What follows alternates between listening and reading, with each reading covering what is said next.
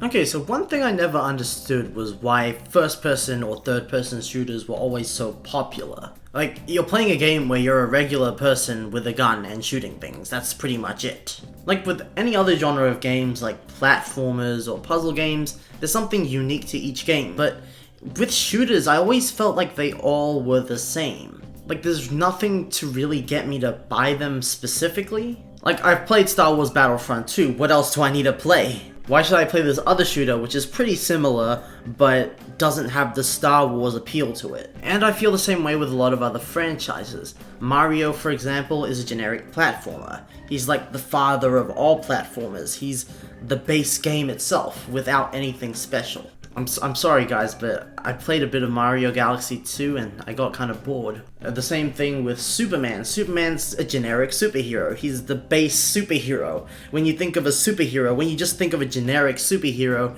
you think about an invincible man in a costume who can shoot lasers out of his eyes, has a cape, who has freeze breath, and he has a secret identity so he can fit in with civilians. And they're shooters. You just shoot people, that's it, that's the game. Of course, there are some exceptions. For example, I've already mentioned the Star Wars shooters, which carry the Star Wars name. So there's a world that you already have an attachment to, that you would want to explore. And some games even allow you to play as unique characters, like the Jedi or droidekas, whatever.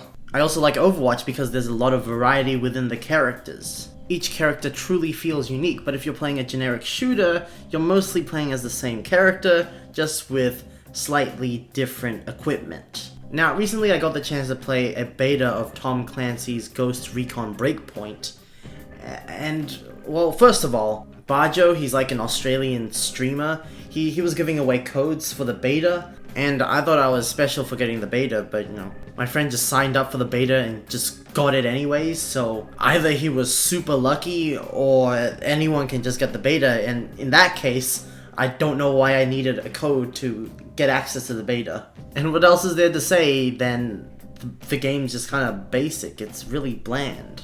Firstly, I'd just like to apologize for this low quality footage. My PC is a pre-built gaming PC. It is solely made for gaming, not for recording or streaming, so I had to sacrifice a lot of quality to just give you smooth 30 FPS gameplay.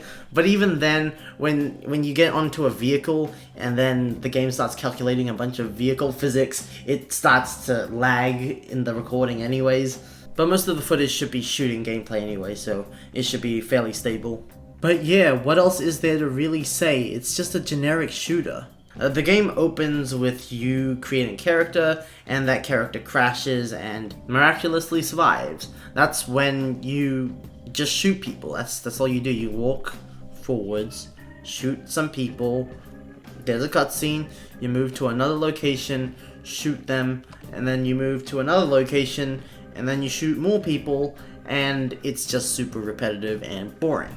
Of course, this is a beta, and this is also the beginning of the game where they try to just ease you into the controls and the weapons you have first off. I should also add that, unlike a lot of other shooters, there's a survival element to this game, so this game is slightly more unique, but at the same time it's a very minimal part of the game. Like, you got some bandages, you can collect items off the ground, like in the forest, like berries and stuff, and that's all good and fine, but I didn't pay a lot of attention to it. Maybe it was just because the tutorial didn't teach me how to use those items. So instead, I was a lot more focused on completing missions and raiding bases. And it's not like the survival element really mattered that much, because that's just more so when you're traveling from one location to another. When you're raiding a base, it's just another generic shooter again. The survival element might not even matter because you have flying vehicles. You can just fly over the stuff you have to survive. Of course, this is just a beta. We don't have the full story mode. Maybe in the story mode you won't have access to these flying vehicles a lot, therefore you have to survive. But at the same time, this is just a really empty map. It's full of really empty generic towns, really empty generic roads, empty generic forests. But to be fair, this is a beta, but at the same time I feel like that won't change how empty it is. That'll just change the fact that you can do more missions. But maybe there'll also be a lot more vehicles and weapons to unlock. But even then, the vehicles are probably going to be super realistic vehicles that aren't very unique. The weapons are just gonna be guns. And guns are pretty much all the same. Of course, each gun has their own stats, but they're still guns at the end of the day. And from what I understand, this is a much more realistic game, so they're gonna use real guns. Compare that to a game like Overwatch, where each character has unique guns that work differently, that have a lot of different abilities, and that spices up the gameplay. Which is why I feel like shooters in general work better in a sci-fi environment, such as Star Wars or Overwatch. Of course, this game was made to be played with friends as well, and that experience was just a lot more pleasant. It was nice having someone to talk to as we teamed up and tried to take down the enemy bases. Although that just is a given for any game, to be honest. Any game is better with multiplayer. But the fact that Ghost Recon Breakpoint is an open world game, I think, makes it better. I didn't try to figure out how far the two of us could walk off without the game, binding us back together.